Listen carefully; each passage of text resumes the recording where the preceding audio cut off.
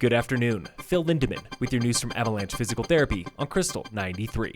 After 24 hours, eastbound I-70 at Glenwood Canyon reopened for traffic today around 3 o'clock. Fred Cummings with CDOT. We're hoping for 12 p.m. opening, but we came across a couple plugged drains, so we secured a vac truck. We now have the drains opened and have a couple water trucks cleaning that mud off the road. Westbound I-70 is still closed, reopening later this evening. The canyon closed yesterday afternoon following 4.5 inches of rain and back-to-back mudslides, which coated the road in mud, rock, and debris, and took all of this to clear. We have 24 folks, 8 of those people manning the closures. We've got 12 trucks with operators operating right now, 3 loaders, 1 excavator with operators. This closure forced traffic onto smaller alternate routes and is likely to blame for accidents on Cottonwood Pass outside Gypsum and Rabbit Ears Pass near Steamboat. Rabbit Ears is open again. Cottonwood is not.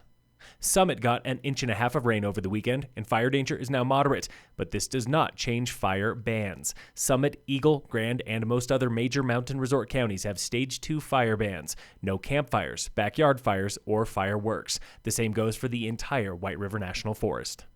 Weekend traffic on the I-70 mountain corridor tapered off this rainy weekend for the first time in 7 weeks. More than 138,000 vehicles passed through both sides of the Eisenhower tunnel Friday through Sunday. That's 3,000 fewer cars than last weekend, but just 4,000 more cars than the same weekend last year, when COVID shutdown was just beginning to ease up. A pair of commercial rafts flipped on Clear Creek late yesterday, one after the other, forcing State Patrol to close I-70 for rescue operations. The local fire authority says both boats flipped near Central City Parkway, dumping 8 people and their guides into the creek. All boaters were able to self-rescue with just bumps and bruises, but 4 were trapped on the creek bed by a concrete wall. State Patrol closed the interstate so that rope teams could reach the rafters.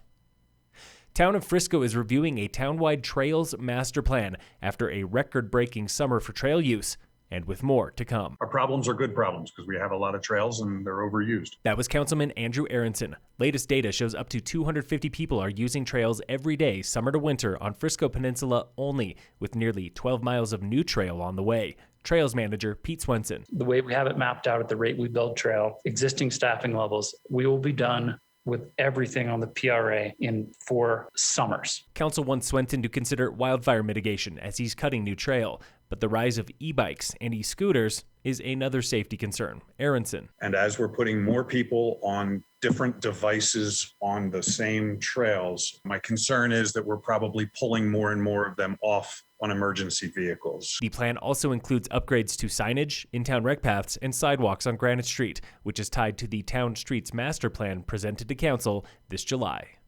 In sports, the Rockies are playing the Pirates right now at Coors Field.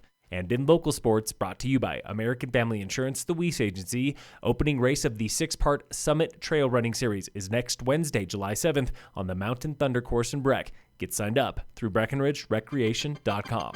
Phil Lindemann with your news from Avalanche Physical Therapy on Krystal 93.